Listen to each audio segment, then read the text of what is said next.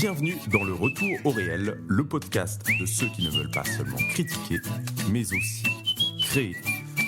Je tiens encore une fois à remercier tous ceux qui m'ont écrit, qui ont partagé, qui ont écouté les précédents épisodes. Je souhaite la bienvenue à ceux qui nous rejoignent aujourd'hui. Et je vous rappelle donc que je suis toujours très heureux de lire vos messages. Vous êtes nombreux à me faire part de vos remarques, de vos critiques, de vos encouragements. Et ça fait toujours très plaisir, justement, parce qu'on a l'impression que ce travail n'est pas fait en vain. Alors aujourd'hui, je vous propose que nous parlions ensemble d'école. Alors ça va être une réflexion un peu large, peut-être qu'il y aura d'autres podcasts à l'école. Mon objectif était peut-être de réfléchir à une critique d'une certaine manière de l'école, mais comme justement ce podcast s'intitule pas simplement critiquer, mais aussi créer, et bien réfléchir à ce que pourrait être l'école de demain, l'école idéale, les écoles idéales. Voilà, donc ça je détaillerai ça un petit peu en fin de podcast. Je vais déjà faire un bilan. Alors déjà, qui suis-je d'une certaine manière pour vous parler d'école ? J'ai été donc professeur pendant 8 ans dans l'enseignement privé hors contrat, professeur de français au collège, en classe donc de 6e, 5e, 4e, et professeur de philosophie à partir de la classe de seconde jusqu'à la classe de terminale. Voilà. Et donc aujourd'hui, je ne pratique plus l'enseignement à temps plein, comme c'était le cas encore l'année dernière, puisque je me suis consacré davantage à une activité associative dont l'objectif principal est aussi la transmission. Donc on peut dire que voilà, de manière générale, ça a toujours été peut-être la transmission qui a été au cœur du fil rouge de mon parcours. Et je dois sans doute cela à l'expérience du scoutisme et à l'expérience aussi de tout ce que j'ai reçu moi-même, puisque, comme je l'ai expliqué un petit peu dans les précédents podcasts, le fait que je sois né dans une famille qui n'était pas catholique, pratiquante, et que je découvre le christianisme et un certain nombre de valeurs, un certain héritage à travers le scoutisme et à travers certains éducateurs que j'ai pu côtoyer en parallèle de l'éducation. Et je tiens aussi à remercier mes parents pour l'éducation que j'ai reçue, parce que je n'ai rien à leur redire, et je suis fier et heureux de l'éducation que j'ai reçue de mes parents, même si elle n'était pas une éducation à proprement parler catholique, en tout cas pas sur le plan vraiment de la foi à proprement parler, même si au niveau des principes de l'éducation, elle était tout à fait compatible avec une éducation chrétienne. Néanmoins, voilà, j'ai été effectivement, peut-être ce qui m'a animé, c'est une certaine forme de gratitude à l'égard de ceux qui m'ont transmis, et j'ai été touché par justement l'impact que peuvent avoir ces rencontres et cette éducation dans un parcours adolescent, sachant que j'avais reçu des choses parfois justement plutôt négative dans l'enseignement public, et que c'est au cours de mon adolescence qu'un certain nombre de personnes d'enseignement ont pu me réorienter et ont fait l'homme que je suis aujourd'hui, certes très imparfait, mais néanmoins, on va dire, de sa manière heureux d'avoir pu recevoir tout un certain nombre de choses. Alors, pour commencer un petit peu sur l'école, déjà, je voudrais qu'on commence par évoquer l'école publique. Alors, l'école publique, ça ne fera de mystère à personne, à part les grands lycées publics comme Henri IV. Elle est touchée de manière assez générale par un certain nombre de phénomènes. Alors, le premier qu'on peut évoquer, c'est évidemment ce qui est peut-être à l'origine un peu du décrochage et de la baisse de niveau de l'école publique, qu'on appelle, dans le langage technique et des éducateurs, le pédagogisme. Qu'est-ce que c'est que le pédagogisme ? C'est une philosophie d'éducation, on pourrait dire, qui consiste à penser que le maître n'est pas là pour enseigner l'enfant dans une relation maître-élève, et donc une relation verticale, mais il est là finalement pour être dans une relation horizontale, pour accompagner l'enfant qu'il va découvrir les savoirs par lui-même. Donc finalement, l'enseignant en quelque sorte et n'est plus sur un piédestal, il est à égalité avec l'élève, et il est là pour encadrer, en quelque sorte, dialoguer avec l'enfant. Et tout ça a participé évidemment de la dégringolade progressive du niveau à partir des années 70, et puis de manière croissante et accélérée jusque dans ces dernières décennies.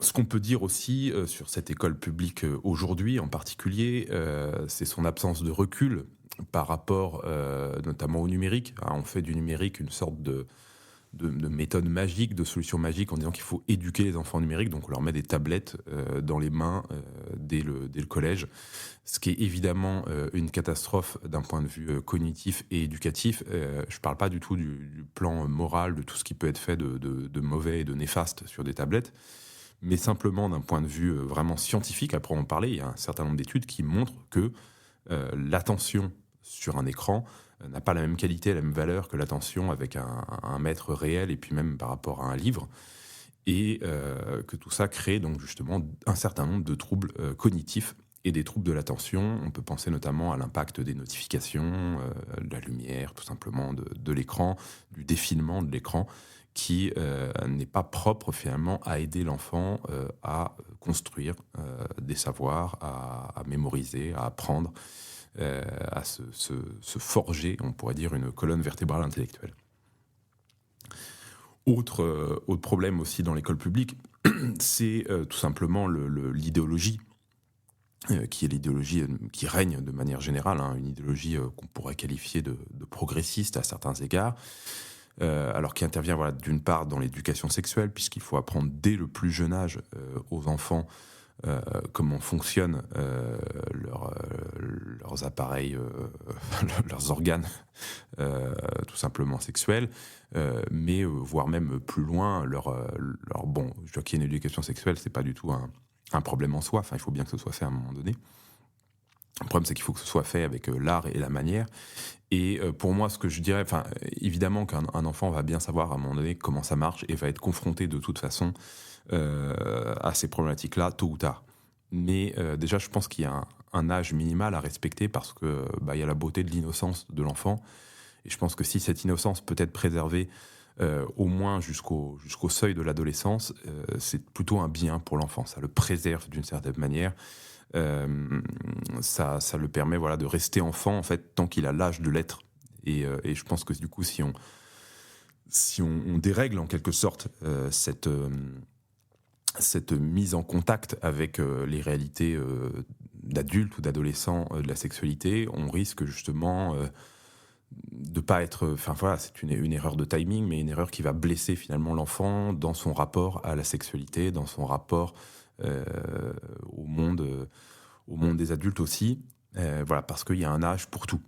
Et je pense que c'est pas à 10 ans, et même idéalement, je pense que c'est plutôt à 14 ans, plus qu'à 12. Voilà. Alors effectivement, aujourd'hui, on fait tout de plus en plus tôt, mais voilà, je pense que ça demande une certaine mesure de prudence. Effectivement, si l'enfant le découvre, ces choses-là, par ailleurs, par lui-même, il a aussi des parents qui peuvent lui en parler. Alors après, il faut aussi former les parents pour en parler. Et puis, donc, il y a l'éducation sexuelle à proprement parler, donc qui, elle, encore une fois, je pense, n'a rien de mauvais ou de méchant, mais peut-être que c'est plus le rôle des parents que le rôle de l'école. Alors on pourrait dire peut-être que l'école doit y répondre lorsque les familles n'y répondent pas. Enfin bon, tout ça c'est un grand débat. Euh, En revanche, il y a la dimension vraiment idéologique de normalisation de sexualité qui, pour moi, ça n'est pas l'objectif de l'école d'apprendre aux enfants que leur questionnement de genre. Enfin voilà, là on voit vraiment pour moi un biais idéologique de l'école qui se répand de plus en plus dans la perspective évidemment de ce qu'on pourrait appeler l'idéologie wokiste. Alors c'est un mot qui sort en permanence et qui a tendance un peu à m'énerver, mais néanmoins c'est un fait, hein, que on essaye d'instiller de manière idéologique, parfois sans forcément mauvaise conscience ou mauvaise volonté, par ignorance, par bêtise, voilà, des notions qui, pour moi, me semblent absolument pas scientifiques, absolument pas sérieuses, et qui vont avoir pour rôle de susciter beaucoup plus d'interrogations inutiles que de répondre aux vrais besoins de l'enfant. Donc cette éducation voilà, sexuelle tend de plus en plus à dépasser en quelque sorte ses limites pour devenir la porte d'entrée des idéologies en quelque sorte qu'on pourrait qualifier homosexualistes, LGBTistes et transgenristes en quelque sorte. Et puis enfin, l'idéologie, c'est pas que sur ce domaine-là, hein, elle entre aussi dans le domaine, dans les autres matières, en particulier, dans l'histoire où effectivement on va avoir une histoire de France revisitée, où, en quelque sorte on considère qu'avant la Révolution française, on est dans un obscurantisme global et que c'est à partir, des Lumières qu'enfin on entre, dans, heu, la période justement du progrès, du développement, de la modernité, heureuse, et cetera. Donc toute cette présentation historique est quand même souvent assez orientée, on pourrait dire, orientée avec une pensée effectivement, très, anti, anti-chrétienne, assez anti-médiévale, anti-traditionnelle. Encore une fois, on peut enseigner l'histoire sans forcément, l'enseigner avec un biais politique, déjà en se contentant d'essayer de relier les faits, de les narrer, d'expliquer finalement, les causalités entre les différents événements historiques, sans forcément, prononcer des jugements, de valeur qui, en plus, souvent, sont quand même des jugements a posteriori, très déconnectés des époques, quoi. C'est-à-dire qu'en gros, on juge avec les critères de notre époque, des mœurs et des pratiques, qui, ont été se sont produites à des époques où les référents, qu'ils soient, culturels, spirituels, humains, anthropologiques, étaient totalement différents des nôtres. Donc c'est déjà aussi une mauvaise méthode, tout simplement, en histoire. Cette idéologie, voilà, on peut la retrouver, aussi à travers tout simplement la culture un petit peu véhiculée à l'école, qui se veut, voilà, être une culture, souvent assez anti-française, qui, finalement ne met pas notre patrimoine, nos racines en avant, mais cherche toujours à mettre en avant l'autre, l'étranger. Encore une fois, loin de moi le fait d'être hostile à une ouverture, aux cultures étrangères. J'ai pour ma part été, très tôt ouvert à la découverte de ces cultures étrangères, parce que j'avais un père qui était, antiquaire, qui voyageait beaucoup et qui était passionné, par l'Asie en particulier, par l'Inde, et l'Asie du Sud-Est. Et j'ai très tôt été, fasciné, par les autres cultures que la culture européenne. Donc l'un n'exclut pas l'autre. On peut tout à fait être, pleinement, enraciné, européen, aimer, ses traditions, son histoire, son passé, et être aussi, très admiratif des autres cultures. Mais en fait, voilà, il y a une manière de le faire où quand finalement on ne présente les autres cultures, toujours, voilà, une forme d'exotisme béat, qui se fait au détriment, en quelque sorte, de l'amour de sa propre culture, quoi. Et je pense qu'il faut d'abord, découvrir, sa région, sa province, la France, son pays, son histoire, ce qui, encore une fois, n'empêche pas de s'intéresser en même temps au reste du monde et aux autres histoires, mais il faut d'abord savoir qui on est, pour savoir où on va, etc. Et puis voilà, l'école publique, c'est aussi la misère de la société contemporaine, et ça, de sa manière, on n'y peut rien, mais c'est sûr qu'on peut se retrouver, facilement avec, des problèmes de fréquentation pour ces enfants. J'y reviendrai, plus en détail, mais c'est sûr que voilà, parfois, quand, nos enfants rencontrent des enfants qui n'ont pas été du tout éduqués, ça peut créer un certain nombre de dégâts. Alors, juste voilà, petite parenthèse sur mon parcours personnel, puisque moi j'ai été dans l'école publique de, la maternelle en petite section jusqu'à la classe de 5e, et donc dans des établissements publics qui étaient situés dans le 18e arrondissement de Paris. Et donc je suis né en 1989, donc j'ai fait ma scolarité dans les années 90-2000. Alors, à l'époque, franchement, pour le primaire, j'ai eu plutôt des maîtresses, et des maîtres d'ailleurs, assez bons. Enfin, je garde des souvenirs, globalement positifs de ces années, d'école primaire, où d'ailleurs l'enseignement de la lecture était pas, complètement, enfin moi j'ai eu un enseignement, avec la méthode syllabique, donc on apprend à lire syllabe par syllabe, on apprend d'abord l'alphabet avant de deviner les mots, ce qui crée de nombreux dégâts de dyslexie, et cetera, déjà dans l'apprentissage de la lecture au primaire.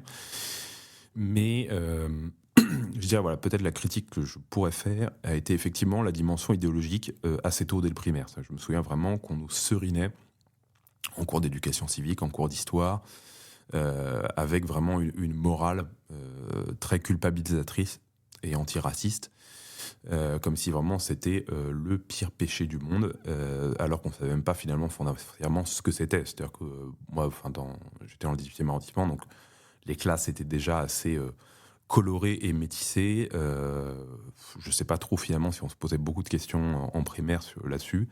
Mais justement, en fait, le fait de mettre le doigt dessus et de faire en gros un cours de morale antiraciste très offensif dès le CE1, CE2, finalement suscitait en moi, dans l'enfant que j'étais, beaucoup d'interrogations et d'incompréhension.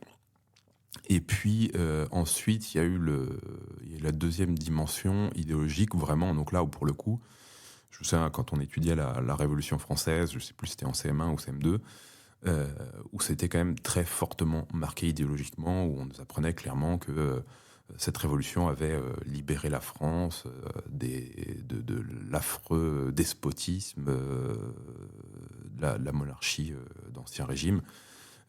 Donc voilà, il y avait vraiment cette très, très puissant levier idéologique et qui, pour moi, en fait, a eu un effet un peu contre-productif parce que ça a été une forme à un moment donné, d'overdose. C'est-à-dire qu'en gros, à force de nous seriner en permanence des messages idéologiques, un peu par auto-rébellion, finalement, je me suis mis à vouloir aller chercher ailleurs et vouloir même presque rentrer, en quelque sorte, prendre le contre-pied systématique du message. Et je crois que ça a été le parcours quand même de beaucoup de jeunes de mon âge et même de jeunes d'aujourd'hui qui ne sont pas forcément issus de familles très politisées ou même religieuses particulièrement, mais qui, à force finalement d'avoir des maîtresses un peu hystériques qui leur rabâchent des messages idéologiques, finalement, ils cherchent à contourner ces messages, à les décrypter, les analyser, puis ils découvrent d'une sa manière d'autres vérités ailleurs, en dehors du message scolaire. Alors, moi, je n'avais pas Internet. Mes parents étaient un peu arriérés là-dessus. On n'avait pas d'ordinateur à la maison. Il y avait un téléviseur dans la chambre de mes parents qui était toujours éteint, que j'ai quasiment très peu regardé dans mon enfance. Internet est arrivé plus tard au collège et effectivement ça a été un peu un outil en quelque sorte qui m'a permis de chercher de l'information alternative par rapport à ce que je pouvais recevoir à l'école. Par contre, une expérience qui moi m'a vraiment un peu fait du mal dans l'école publique, ça a été vraiment les fréquentations. Alors bon, dans l'ensemble, en primaire ça allait, hein, on était tous des petits enfants plutôt gentils, plutôt mignons, ou enfin plus ou moins. Mais c'est vraiment au collège où là je me suis retrouvé, je me souviens, voilà, exposer la première image pornographique. En fait, j'étais je crois dans la salle informatique de l'école et c'était un élève de troisième qui m'avait appelé pour me montrer, voilà, en gros des images pornographiques sur les ordinateurs de l'école. Et je me souviens que cette image, elle traîne sans doute encore dans ma mémoire et elle m'avait profondément marqué, questionné. C'était un peu un petit traumatisme, on pourrait dire, parce que j'avais 11-12 ans, quoi. Enfin voilà, un peu dur et que je regrette parce que forcément, voilà, ça fait entrer dans l'adolescence déjà avec une vision de la sexualité qui est très déformée. Et puis très vite, effectivement, la pornographie s'est introduite très fortement à l'école. Voilà, je le regrette parce que ça fait toujours du mal dans l'imaginaire, dans le développement d'un jeune homme en particulier.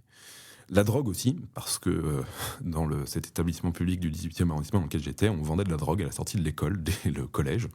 Cet établissement, en plus, c'était juste un collège, hein, c'était même pas un collège-lycée. Et donc, j'ai eu accès et consommé des drogues, entre guillemets, dites douces, du cannabis, dès la classe de 5e, je crois, ce qui est totalement pas normal selon moi, et qui effectivement pose un gros problème, quoi. Enfin, c'est effectivement... ça circulait tant au sein de l'école qu'à la sortie, dès le collège. Donc personnellement, voilà, c'est pas ce dont c'est pas ce que je souhaite pour mes enfants, et je souhaiterais les protéger au maximum de ce genre pour moi, de ventes qui sont absolument impardonnables, quoi. Enfin, pour moi, les dealers sont vraiment des personnes à punir sévèrement.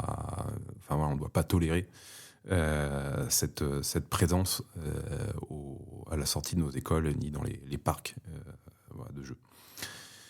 Il y a eu évidemment au collège la dimension idéologique, hein, qui était toujours très forte. Je me souviens, c'était à l'époque la première fois où Jean-Marie Le Pen avait été élu au second tour, enfin donc a été élu au premier tour, donc était candidat au second tour face à Jacques Chirac.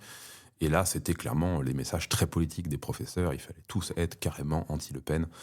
Euh, et, et moi, franchement, j'étais en cinquième, donc j'avais aucune idée politique, mais juste parce que c'était des profs hystériques et que moi, j'étais un peu parfois un élève un tantinet rebelle, même si j'étais plutôt un enfant relativement sage à l'époque.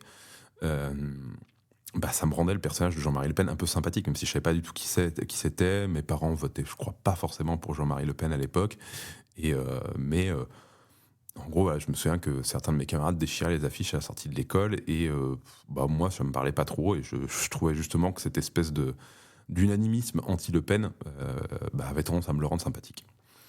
Et, et puis ensuite, il y a eu évidemment bah, cette dimension, cette confrontation à l'immigration. Moi, j'étais à un collège où alors, mes parents m'avaient mis en allemand LV1, ce qui fait que j'étais plutôt dans des classes d'enfants, on va dire, j'aime pas trop encore une fois cette expression de sociologue, mais à capital socio-culturel un peu plus élevé que la moyenne.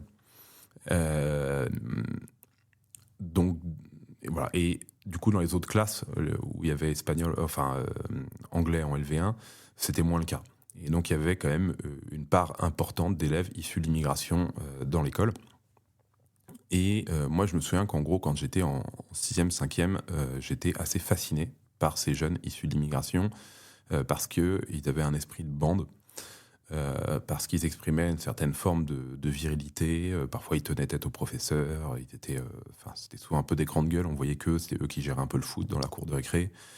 Puis, enfin, voilà, en fait, ils dominaient tout simplement d'un point de vue tant physique que même du nombre l'école. Et bah, moi, finalement, petit blanc tout seul, je rêvais de faire partie de leur bande.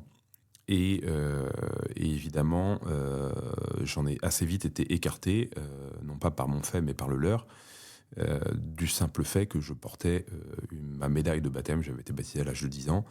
Voilà, pour eux, il fallait l'enlever pour faire partie de la bande. Et bah, on pourrait dire une forme de courage assez surnaturel m'a pris à ce moment-là où j'ai refusé d'enlever ma médaille et je me suis fait littéralement lyncher par des coups de pierre à la sortie de l'école. Et voilà, donc cette première expérience, confrontation un peu avec une altérité liée voilà, à des conflits religieux, culturels, a été très... ça a été un peu comment dire... je ne sais pas forcément comment évoquer cet épisode, mais ça, voilà, ça m'a marqué assez profondément dans ma manière de voir le monde par la suite. En tout cas, de plus regarder peut-être les choses de la même manière, sans forcément essentialiser les gens ou quoi que ce soit, mais voilà, m'a fait prendre conscience, en tout cas de manière un peu embryonnaire, d'un problème. Alors pour revenir voilà, pour moi, ce qui effectivement fait défaut, si on doit faire une critique de l'école publique, c'est évidemment déjà son état de bureaucratisation. C'est-à-dire qu'en gros, il y a très peu de liberté pour les professeurs, très peu de liberté sur les programmes. Voilà, encore une fois, quand on est fonctionnaire de l'éducation nationale, on obéit, hein, on fait partie d'une administration. Et la marge de liberté est quasiment inexistante. Ce qui n'empêche pas qu'il puisse y avoir de très bons professeurs. Ce qui n'empêche pas qu'il puisse y avoir des écoles dans lesquelles cette critique peut tout à fait être tempérée. Je pense que dans beaucoup de petites écoles de campagne, on a beaucoup moins ces problèmes-là. Et puis je pense à un problème qui peut aussi éventuellement s'atténuer au fur et à mesure du temps, dans la mesure où les nouvelles générations d'enseignants sont peut-être plus aussi gauchisés qu'ils pouvaient l'être par le passé. Voilà, dans beaucoup de salles de professeurs, moi j'étais encore jusqu'à l'année dernière sur des forums, sur Facebook de profs de philo, etc. Quand parfois je voyais des discussions, je me souviens qu'on parlait, beaucoup de professeurs posaient la question: comment vous faites votre cours en philosophie en terminale sur la religion? Et beaucoup disaient, en fait, moi, tout simplement, dans le lycée public dans lequel je suis, il y a tellement de réticence à ce cours-là, on s'imagine bien par qui, et bien que j'ai abandonné de faire ce cours sur la religion. Et d'autres réagissaient en disant: mais non, c'est hors de question, on ne peut pas céder, etc. On n'a pas le droit de faire ça. Enfin voilà. Donc ça montre quand même qu'il y a parmi les jeunes professeurs aujourd'hui dans l'éducation nationale D'autres parcours, des jeunes qui sont peut-être parfois plus sensibles, potentiellement électeurs du Rassemblement national, etc. Et que voilà, tout n'est pas ou tout noir ou tout blanc, hein, même si effectivement il y a quand même un gros problème de fond, hein, sur ce que j'ai déjà évoqué précédemment, et que voilà, à moins on pourrait dire peut-être d'une réforme de l'éducation nationale qui sanctuarise l'école comme étant un lieu dans lequel les idéologies n'ont pas leur place, qu'elles soient de droite ou de gauche. Enfin, en fait, c'est pas le problème. C'est qu'en gros, quand on éduque, le message idéologique n'a pas, je pense, vraiment sa place. Euh, alors, moi, néanmoins, j'ai quand même des souvenirs positifs de l'école. En particulier, donc, je suis allé dans le privé à partir de la classe de quatrième. J'étais d'abord dans un privé sous contrat, plutôt de gosses de riches, dont je garde quand même plutôt des mauvais souvenirs dans l'ensemble, même si le système, on va dire, de la structure de l'internat, j'en reparlerai tout à l'heure, était assez intéressant. Ça avait été une bonne école par le passé, mais la fréquentation, tout simplement, encore une fois, parce que c'était des enfants finalement souvent de parents très riches, mais pas du tout éduqués. Donc finalement pas beaucoup mieux en quelque sorte que... Enfin voilà, un enfant quand il n'est pas éduqué, qu'il soit riche ou pauvre, c'est presque pire s'il est riche. Parce qu'il peut s'acheter encore plus de bêtises. Voilà, et typiquement, moi, dans le privé sous contrat, assez friqué, on passait aux drogues dures à partir de la classe de 4e, 3e. Quoi. En gros, c'était la coke, enfin le cannabis, le shit au collège, au début du collège, et puis quand on arrivait au lycée, on passait à la coke. Donc vraiment pas plus glorieux, voire pire. Néanmoins, quelques professeurs m'ont marqué. Ce qui montre voilà, que... Alors, les professeurs qui m'ont plus marqué, ça a été effectivement dans une école plutôt catho, assez tradie. Ça a été un prof d'histoire auquel je rends énormément hommage, parce que je pense que c'est ce prof qui m'a donné envie d'enseigner par la suite et qui m'a fait aimer l'histoire. Et puis un professeur de philosophie, puisque voilà, c'est lui qui a, d'une certaine manière, qui a déclenché le fait que je m'intéresse à la philosophie et que je veuille faire des études de philosophie par la suite, qui était le directeur de l'école et qui était un excellent pédagogue, un homme voilà, qui m'a particulièrement marqué en tant qu'éducateur. Donc voilà, on retient quand même de son passage par l'école souvent des figures qui ont été un peu les adultes marquants dans un passage de l'adolescence à l'âge adulte. Des amitiés, évidemment. Ça a été plutôt, effectivement, quand je me suis retrouvé dans des écoles plus catholiques, que je me suis fait les meilleures amitiés, et des amitiés dont certaines sont toujours restées vivantes jusqu'à aujourd'hui. Et puis, j'ai été donc en internat dès la 4e, et j'ai fait quasiment tout le reste de ma scolarité en internat. Et ça a été vraiment, pour le coup, ça a été dur au début, parce que j'étais fils unique, et voilà, mais c'était salvateur parce que justement, ça m'a permis de gommer un certain nombre de mauvais traits du fils unique.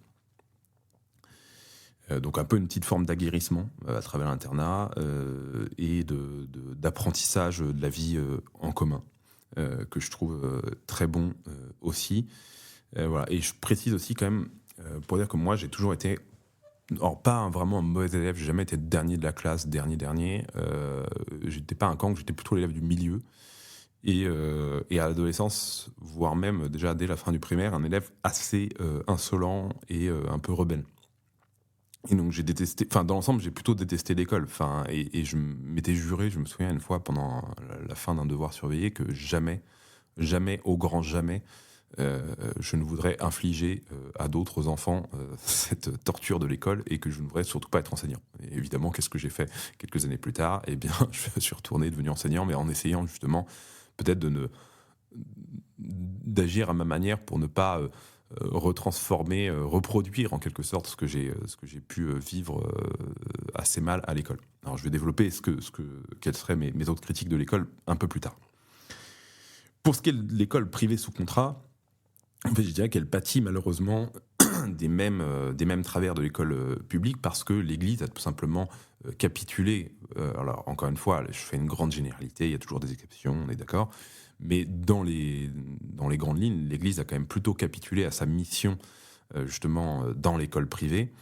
Et souvent, les écoles privées sous contrat sont en gros comme des écoles publiques, avec quelques éléments parfois en plus qui peuvent être mieux, c'est-à-dire qu'il peut y avoir, en termes de fréquentation, c'est peut-être parfois moins dramatique que dans le public, on est moins confronté, on pourrait dire, à la misère de la société, mais pas toujours. Encore une fois, comme je vous disais, moi j'ai été dans le privé sous contrat et c'est là où j'ai été aussi confronté à la drogue et au porno également. Souvent, voilà, ce sont des écoles qui ont aussi très peu de liberté et qui même le peu parfois de liberté qu'elles ont, elles ne les prennent pas. Donc ça va beaucoup dépendre parfois du directeur, du lieu, hein, il y a des exceptions, mais elles sont quand même assez rares. Donc pour moi, il y a vraiment une question assez importante dans l'école, hein, qui est évidemment celle des fréquentations. Et pour développer un petit peu cette idée, c'est sûr qu'on a tous envie, finalement, que notre enfant fréquente les bonnes personnes, parce qu'on sait très bien que les amitiés, c'est quand même ce qu'il y a de très déterminant dans ce que va devenir un jeune, et que parfois, même dans une fratrie avec la même éducation, en fonction des personnes rencontrées, il va y avoir des trajectoires de vie qui seront très différentes. Alors comment est-ce qu'on peut faire ça? Bah, déjà, il faut discuter avec son enfant, essayer de faire en sorte qu'il nous raconte sa journée d'école, et puis parfois aussi de l'avertir, lui dire: «Bah non, tiens, un tel qui t'a dit ça à l'école, bah moi je suis pas d'accord et je vais t'expliquer pourquoi, et je voudrais que ce soit toi qui prenne le lead, dans le groupe, pour ne plus tolérer, tel type de comportement», que ce soit, aller se moquer d'un autre, que ce soit exclure un tel d'un jeu, que ce soit, voilà. Mais c'est difficile parce que notre enfant n'est pas toujours un leader. Et voilà, moi je pense que, en tout cas vis-à-vis des garçons, enfin encore une fois, donc là en tant que parent, j'ai une expérience trop courte pour vous donner des vrais conseils. Je suis père mon fils est né à 8 ans, mais voilà, ça m'est déjà arrivé un petit peu de lui forcer la main en lui disant: «Bah, là-dessus, tu te laisses pas marcher sur les pieds, donc en fait, si un tel t'emmerde, bah, à un moment donné, tu lui fais comprendre que s'il continue, il va s'en prendre une, et puis, si, tu es convoqué par la direction, parce que, tu t'es défendu, bah, j'assumerai en tant que père que c'est moi qui t'ai dit de faire ça». Alors c'est peut-être pas, encore une fois, très politiquement correct, ça va peut-être choquer certains d'entre vous, mais je pense quand même qu'un garçon a besoin d'apprendre à se défendre et pas être toujours dans, le fait d'aller voir la maîtresse.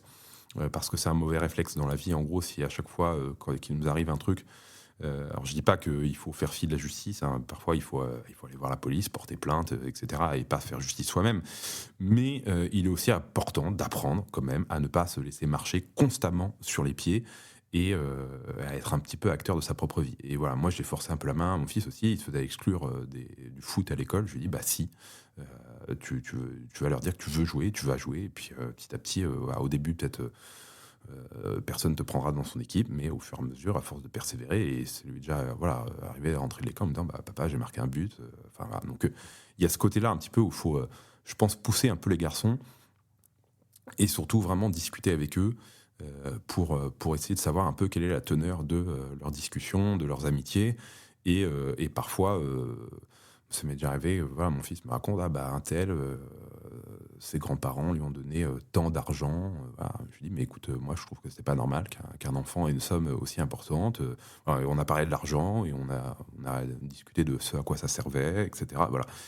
Mais c'est sûr que, voilà, on peut pas préserver éternellement, ses enfants du monde. Donc, c'est aussi apprendre à se confronter avec le monde et apprendre à se confronter avec des gens différents.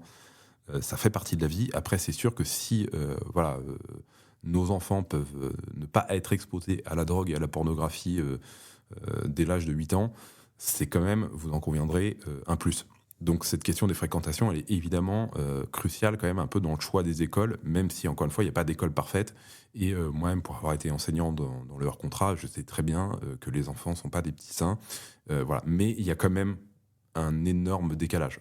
Pour vous raconter encore une anecdote, je me souviens quand j'étais, jeune prof, j'habitais, donc j'enseignais en Normandie, et j'avais encore donc, mon appartement à Paris, donc, que j'avais pas encore, résilié le bail.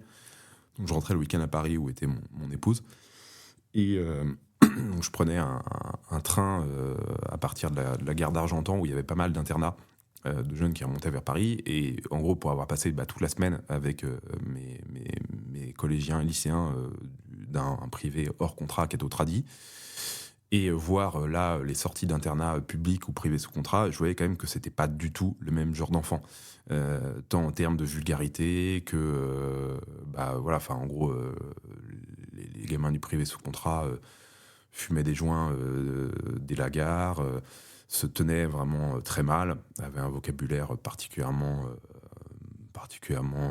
dégueulasse, et puis était enfin, très accro au téléphone, etc. Ça, clairement, moi, ce que j'avais avec mes élèves, encore une fois, sans non plus s'illusionner, parce que il y a plein de, même dans des familles assez, on va dire, qui mettent beaucoup d'énergie, d'argent et d'importance à l'éducation des enfants, il y a aussi un certain nombre de travers, voilà, un manque enfin, une grande naïveté, par exemple, sur les écrans, euh, et voilà, et les enfants sont pas forcément toujours beaucoup plus préservés, mais quand même un peu plus. Euh, Si on doit, voilà, tracer des grandes lignes. Alors pour essayer peut-être un peu de revenir sur le modèle d'école, parce que c'est quand même un peu ça vers quoi je voudrais en venir, c'est qu'est-ce que peut être une école idéale. Je voudrais revenir sur l'histoire de l'école. Alors, l'école, c'est effectivement une invention moderne, mais il y a quand même l'éducation est une préoccupation fondamentale pour les Européens depuis l'Antiquité. Déjà, dès l'Antiquité grecque, on a des précepteurs, et puis très vite, notamment à travers la philosophie, on va développer des écoles. Ce sont justement les philosophes, les premiers à développer des écoles. Pourquoi ? Pas parce que les philosophes, à l'époque antique, la philosophie n'est pas une discipline cloisonnée, donc en fait la philosophie parle de tout, elle parle des sciences, elle parle des mathématiques, avec Pythagore, avec Thalès, enfin de géométrie, et elle s'intéresse à la biologie avec Aristote. Donc voilà, en fait finalement petit à petit se développent des écoles. Alors c'est plutôt pour un public effectivement plus âgé, c'est souvent après un passage de préceptorat, donc évidemment c'est réservé à une certaine aristocratie. On a des modèles comme à Sparte avec une éducation dès le plus jeune âge en vue de devenir un guerrier, mais on pourrait dire que le modèle spartiate est un modèle quand même très intrusif et très voilà, dans lequel la famille finalement est très subordonnée à la cité, mais dans lequel voilà, l'éducation occupe une place prépondérante. Dans l'éducation aussi chez les Grecs, on a toujours l'éducation du corps qui revient à quasi égalité de l'éducation de l'esprit. C'est-à-dire qu'en gros, on a toujours cette importance d'éduquer l'âme et le corps. Ensuite, dans l'Occident chrétien, l'éducation se joue à l'échelle des monastères, des cathédrales, et puis ensuite des paroisses. Donc on a toujours un préceptorat pour les familles, les enfants issus de familles aristocratiques, mais on a une éducation, on pourrait dire, minimale autour des monastères et des paroisses où on va apprendre à lire. Et à partir du XVIe siècle, ça va de plus en plus se systématiser, c'est-à-dire que quasiment toutes les écoles, enfin toutes les paroisses plutôt, auront une classe. Alors c'est souvent une classe à plusieurs niveaux. Le maître est souvent un chantre. Donc le chantre, c'est celui qui donne en fait les réponses chantées aux prêtres lors de la messe, des vêpres et des offices paroissiaux. Et c'est souvent un ancien séminariste, ou en tout cas quelqu'un qui a fait des études un peu plus longues, qui va prendre en charge l'éducation des enfants. Et ce que j'avais lu une fois qui avait attiré ma curiosité, c'était que le chant occupait une place prépondérante dans l'éducation, on pourrait dire au moins à partir du XVIe siècle. Et donc on enseigne le plein chant, qui est différent du chant grégorien contemporain, dès la petite école. Donc en fait on peut imaginer vers 10-11 ans, qu'à travers le chant passe l'apprentissage d'énormément enfin voilà, peut-être d'une dimension assez communautaire, parce que le chant unit les hommes. Et c'est quelque chose qu'on a vraiment perdu, comme je sais, les cours de musique, que ce soit dans le public ou le privé sous contrat, c'était quand même un peu la dernière roue du carrosse, et souvent un cours un peu d'amusement général. On faisait les marioles pour embêter voilà, une pauvre prof de musique. Donc c'est vrai qu'il y avait cette dimension-là, et ensuite on enseignait ce qu'on appelait le rudiment, quoi. C'est-à-dire en gros lire, écrire, compter, et ça n'allait pas beaucoup plus loin, sauf pour une minorité évidemment, qui allait ensuite poursuivre dans un collège. Et les grands collèges ont été inventés sous l'influence de saint Ignace de Loyola, qui est donc le fondateur de la Compagnie de Jésus, donc les jésuites. Et saint Ignace de Loyola est un militaire. Et donc ce qui explique pourquoi dans le collège, il y a tout un certain nombre de mots qui empruntent leur terminologie au vocabulaire militaire. On peut penser aux classes, aux préfets, et donc du coup ce n'est pas pour rien, c'est que ce sont des écoles conçues un petit peu sur le modèle d'une caserne. Et d'ailleurs, on peut dire que les écoles de la République sont calquées sur le modèle ignatien, des grands collèges qui vont former un peu les élites de la France, parce que justement tous les tous les grands écrivains, les grands auteurs, les grands esprits du XVIIe siècle, que ce soit un Voltaire comme un Racine, sont passés par des collèges, le collège des Quatre Nations, etc., où officient des jésuites. Et là, on donne effectivement une éducation où on ouvre à la philosophie, aux humanités, à peu près donc à l'équivalent de l'âge du lycée. Et souvent une éducation qui est assez excellente, il faut le dire, mais quand même une éducation beaucoup plus intellectuelle et moins axée effectivement sur la dimension sportive, culturelle. Et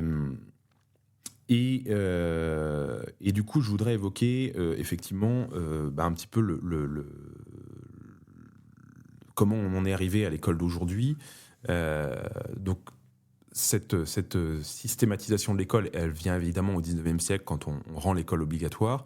Et du coup, donc, on va développer effectivement de plus en plus des immenses écoles, des immenses collèges publics, des immenses lycées publics dans les préfectures, sous-préfectures, ce qui va évidemment créer un peu une uniformisation. Et puis, en fait, pour moi, peut-être le plus grand drame, c'est le collège unique. Donc, on va systématiser effectivement le parcours sur un modèle purement intellectuel. Alors, aussi, autre élément, c'est qu'effectivement, comme je disais, tout se calque un petit peu sur un modèle de sécularisation de ce que faisait l'Église avant. C'est-à-dire qu'en gros, l'Église, jusqu'au XIXe siècle, était la principale éducatrice. C'était elle qui prenait en charge les œuvres éducatives. Et finalement, la République va tout simplement faire la même chose, mais de manière séculière, non chrétienne, laïque, parce qu'on peut penser justement à cette figure des hussards noirs de la République, donc étaient ces instituteurs.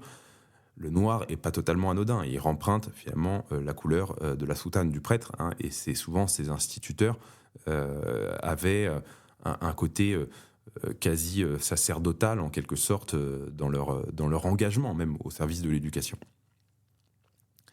On avait une école aussi qui était beaucoup fondée sur la méritocratie. Alors ça, on en est bien malheureusement, c'était peut-être d'ailleurs un des bons côtés d'une certaine manière de cette éducation, de mettre en avant le mérite et mettre en avant l'ascenseur social. C'est-à-dire qu'on avait des enfants de concierges, des enfants de gens qui n'avaient pas beaucoup de culture, qui, grâce à l'école publique, ont pu justement être éveillés à la culture et ensuite faire des études, faire des grandes études, etc. Moi, c'est le cas de ma mère qui était issue d'un milieu modeste où la culture n'avait pas une place énorme et qui, grâce à l'école publique, a ensuite fait une prépa, l'école vétérinaire à Maison-Alfort et a découvert la littérature grâce à l'école publique. Donc ça, c'était quelque chose d'encore possible qui, je ne dis pas, est impossible aujourd'hui. Je pense qu'il y a encore des professeurs dans le public ou dans le privé sous contrat qui font du très bon travail et qui arrivent à transmettre ce goût de la culture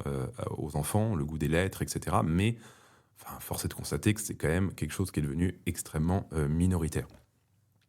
Surtout que souvent, ceux qui parfois font ça, en plus, se font accuser d'élitisme ou de je ne sais quel travers.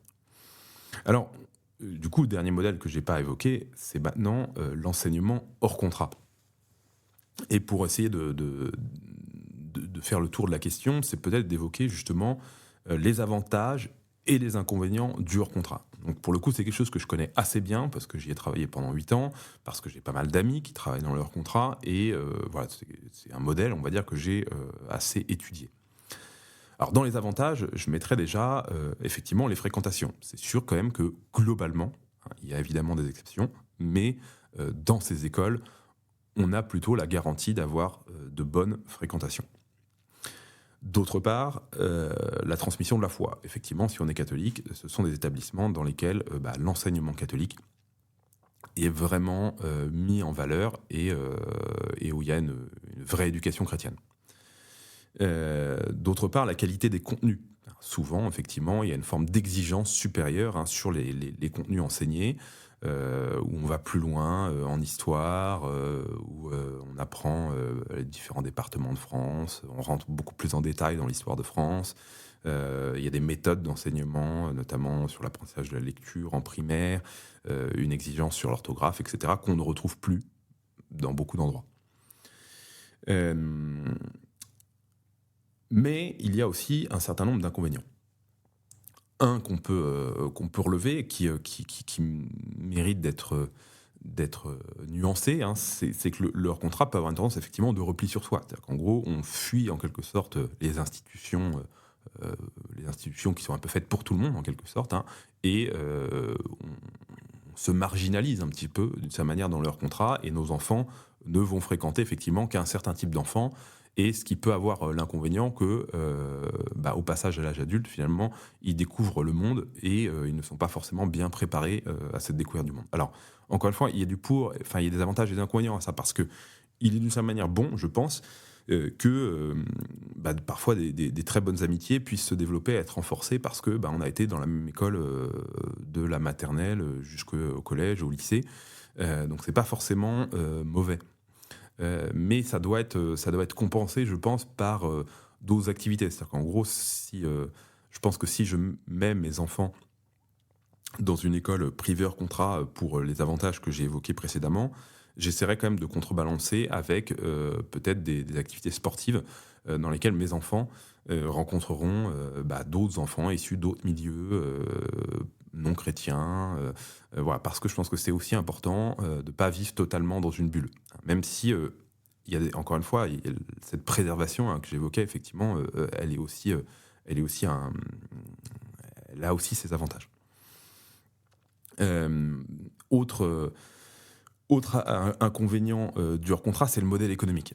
Et là, pour le coup, pour l'avoir vu de l'intérieur, c'est un vrai problème. Qui n'est pas en soi une fatalité, il y a sans doute des voies possibles, des issues, mais clairement, en gros, un hors-contrat, il n'y a pas d'aide de l'État. Donc en fait, il doit se financer tout seul.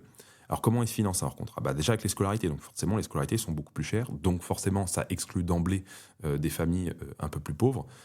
Et donc, du coup, ça ne touche qu'une certaine catégorie sociale. Alors, évidemment, il y a des mécanismes avec des bourses, etc., où on peut se faire aider financièrement pour mettre ses enfants. Voilà. Alors, qu'est-ce qui pourrait être un remède à ça ? Ça pourrait être le fameux chèque scolaire, c'est-à-dire qu'en gros, on donne à tous les parents de manière égale, indépendamment de leurs ressources, un chèque qui leur permette de choisir l'école qu'ils veulent pour leurs enfants. Ça serait très bien. Ça peut aussi se régler avec des donateurs importants. Effectivement, si une école hors contrat a beaucoup de donateurs, ça permet effectivement de faire baisser les scolarités ou en tout cas de pas trop les monter. Et puis des systèmes de mécénat hein, où il va y avoir effectivement des grands mécènes qui peuvent soutenir les écoles hors contrat. Je donne un exemple par exemple en Hongrie. Si je dis pas de bêtises, il y a donc ce qui s'appelle le Matthias Corvinus College et qui est une sorte de fondation qui permet justement de donner des bourses à des familles qui n'ont pas les moyens pour qu'elles scolarisent leurs enfants dans des écoles d'esprit un petit peu plus conservateur en termes de transmission de l'éducation. Ça pourrait être effectivement un modèle intéressant à développer en France. Et voilà, il y a plein de...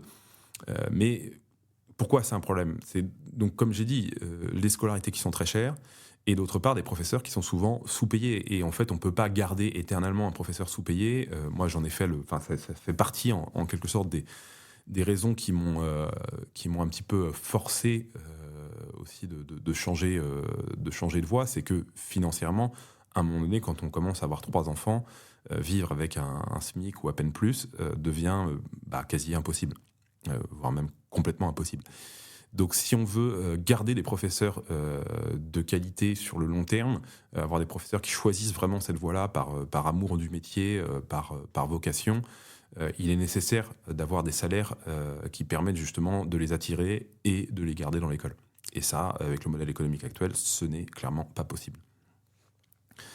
Et puis, donc du coup aussi, ce qu'il peut y avoir, c'est que justement, comme on a du mal à recruter des professeurs, on prend parfois des professeurs qui ne sont pas au niveau. C'est évidemment pas le cas.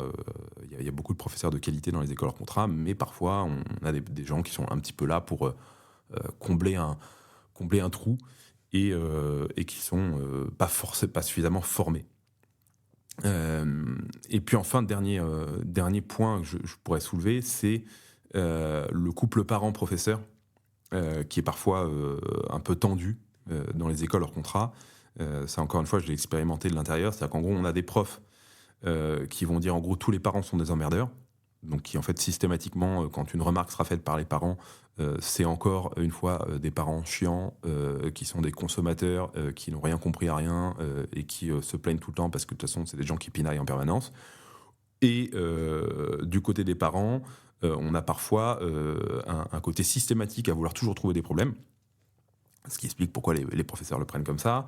On a aussi parfois des parents où dès qu'un enfant a un problème, en fait, c'est parce qu'il est 10 ou qu'il est un surdoué mal compris. Donc en fait, c'est pas de la faute de l'enfant, c'est au professeur de comprendre le petit surdoué qu'il a en face de lui.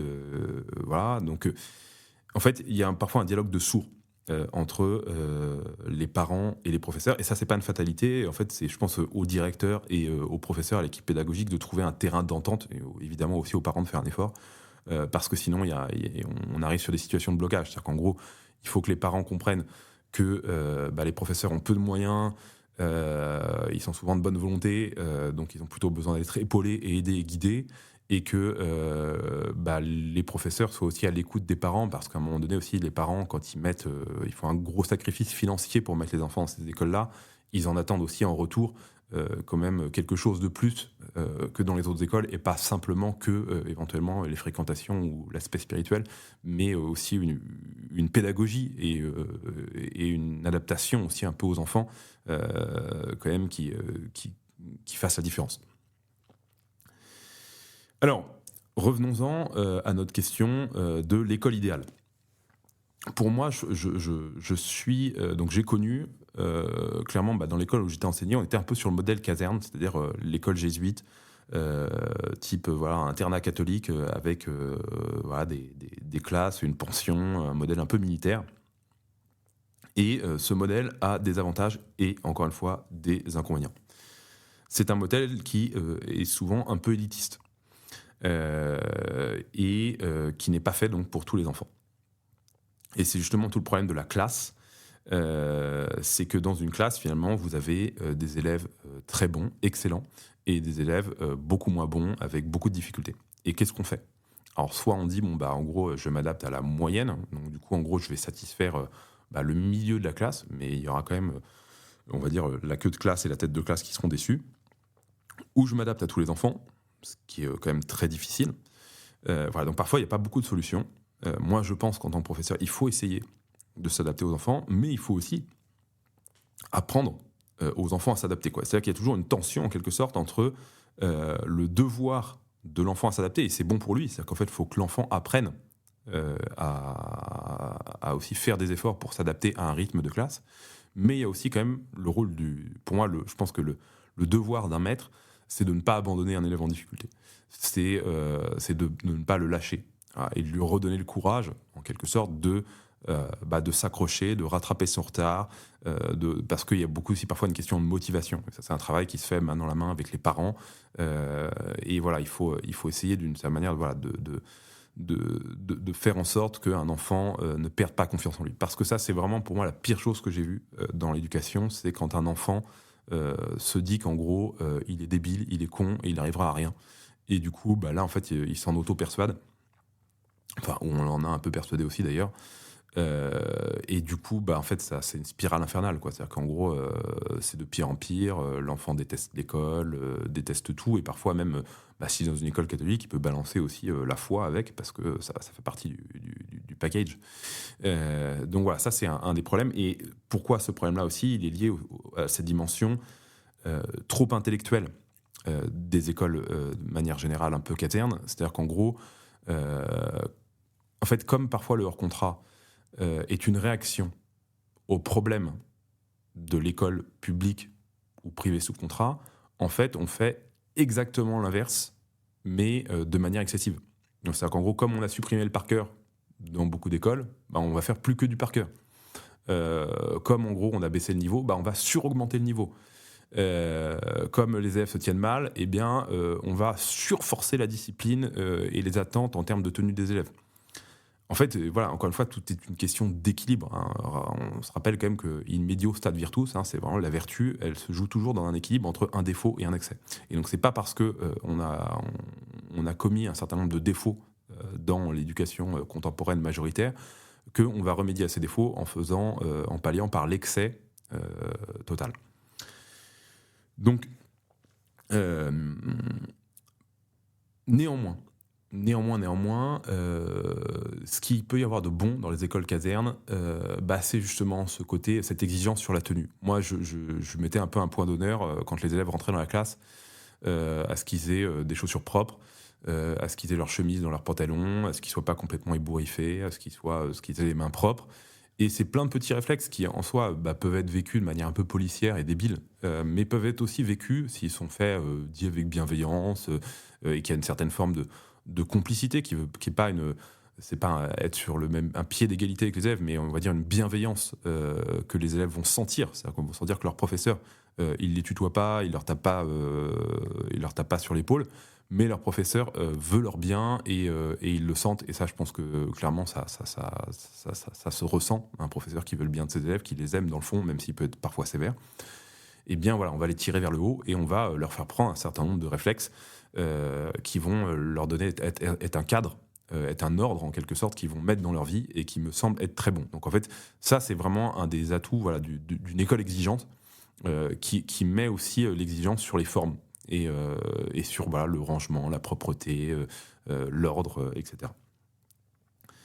Alors pour moi, l'école idéale, en fait, justement, elle doit donner une place au savoir manuel. C'est-à-dire qu'en gros, il faut d'un côté transmettre des savoirs intellectuels fondamentaux. Un enfant doit apprendre à lire et écrire correctement, doit apprendre à calculer correctement. Je pense que les mathématiques ont un rôle très important d'un point de vue éducatif et pédagogique, même si pour moi c'était un peu mystérieux. En tout cas, dans les grandes classes, dans les petites classes j'aimais bien, mais après c'était moins mon truc. Je pense que il est important qu'il y ait d'un côté les savoirs intellectuels, mais qu'en gros on passe pas forcément 8 heures assis sur une chaise. Tout le monde n'est pas fait pour ça. Certains le sont, mais je pense qu'il faut, et justement parfois pour un élève en difficulté, le fait qu'il ait d'autres domaines dans lesquels cette fois-ci il soit reconnu comme bon, eh bien c'est une grande aide dans la confiance en soi. C'est-à-dire qu'en gros, si vous êtes nul en maths, mais que vous êtes bon au rugby, ou que vous êtes bon au jardinage, ou que vous êtes bon à l'atelier menuiserie, ou à l'atelier poterie, ou etc., et que vous allez finalement trouver un professeur qui va mettre votre talent en avant et vous aider à le développer, c'est une grande aide. Donc je pense qu'il faut des écoles dans lesquelles il y ait une grande place au savoir manuel, que ce soit la cuisine, que ce soit le potager. Pour moi, dans une école idéale, les enfants devraient manger à la cantine des légumes qu'ils ont semés. Alors, ça peut paraître très idéaliste, mais voilà. Pour moi, l'école idéale, c'est pas le hors-contrat. En soi, le hors-contrat, pour moi, c'est une solution de repli. Mais je pense qu'en fait, on devrait tous scolariser nos enfants dans l'école du quartier ou dans l'école du village.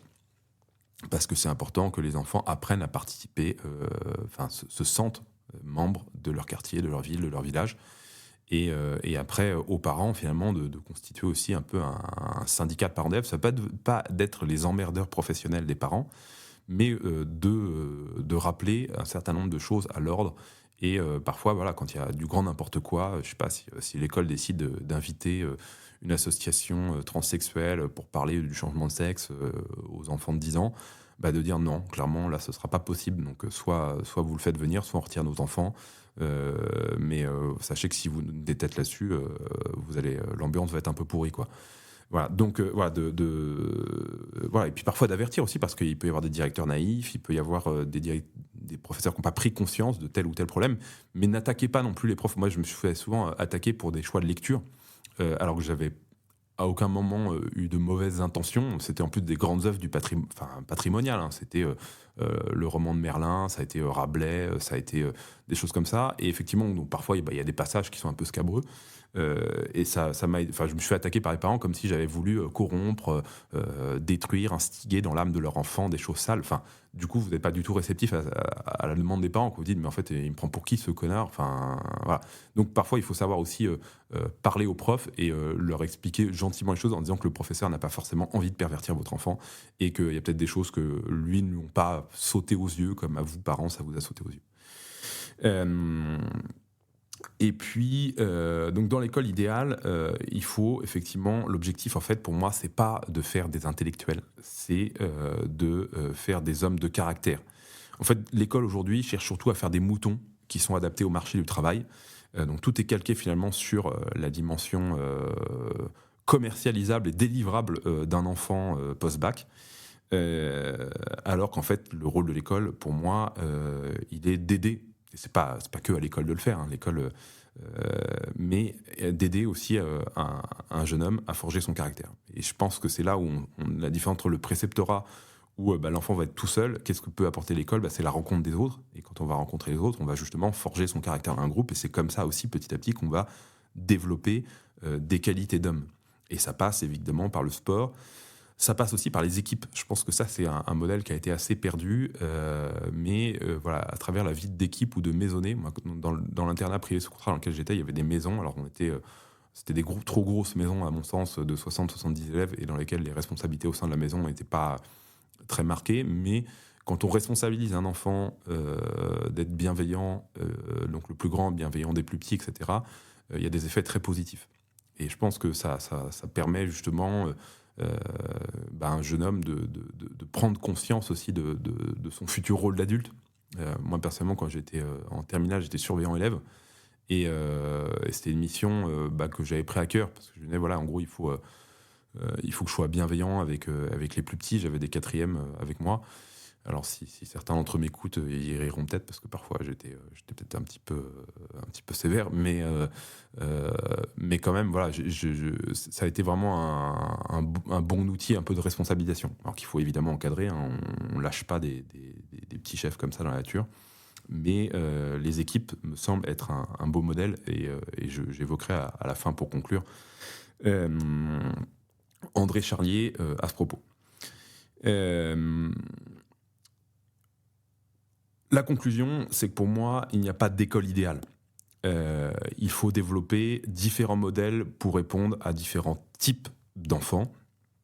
Et que, en fait, peut-être le modèle idéal en France, ce serait une plus grande liberté scolaire, le refus de l'idéologie à l'école, mais la possibilité de développer des modèles différents, des écoles où on découvre les métiers dès le collège, des écoles dans lesquelles on peut développer un talent ou une passion culturelle ou artistique à côté de la partie études, et des écoles dans lesquelles finalement on comprend bien qu'en gros il faut d'un côté que l'enfant s'adapte à la structure et en quelque sorte au moule, même si c'est un peu péjoratif, mais en même temps que c'est aussi du rôle de l'éducateur d'être bienveillant pour aider l'enfant justement à se hisser aux exigences collectives.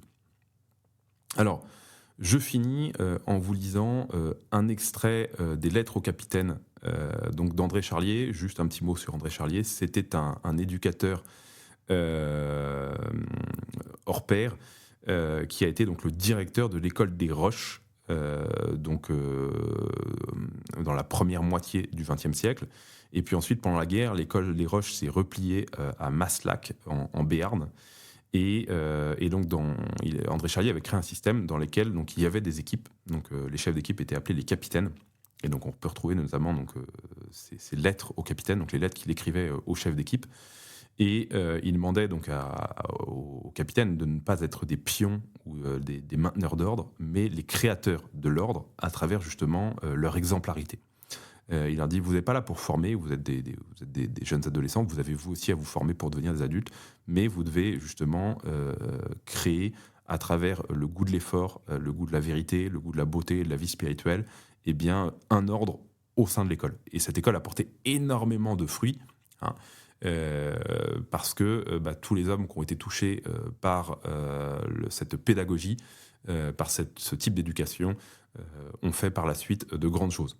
Donc je cite, pour finir, André Charlier: « L'action véritable s'exerce par ce qu'on est. Tâchez donc d'être. » Autre citation: « Pourchasser comme la peste le laisser-aller, la vulgarité, la tricherie.